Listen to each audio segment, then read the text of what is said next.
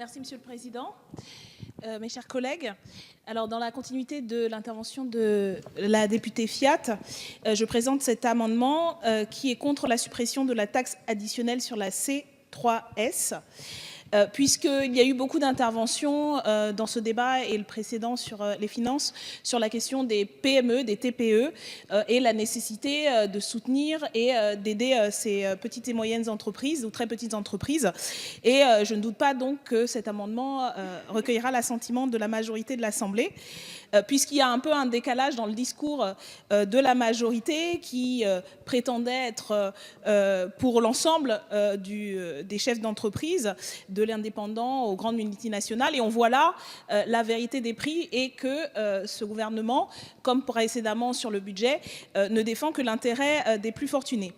La fusion de la C3S et de sa taxe additionnelle réservée aux entreprises dont le chiffre d'affaires excède 1 milliard élimine une contribution pourtant minime des grandes entreprises en faveur des petits et petits entrepreneurs. Un tel article montre donc que le gouvernement ne soutient pas toutes les entreprises, comme on s'amuse parfois à le dire, et plutôt a, dans la continuité des gouvernements précédents, une prédilection pour le grand capital de l'ancien monde. Nous défendons à la France Insoumise, au contraire, des aides aux créateurs de richesses qui prennent des risques. Vous pouvez entendre ce langage, c'est-à-dire les salariés qui produisent et effectivement des chefs d'entreprise qui investissent.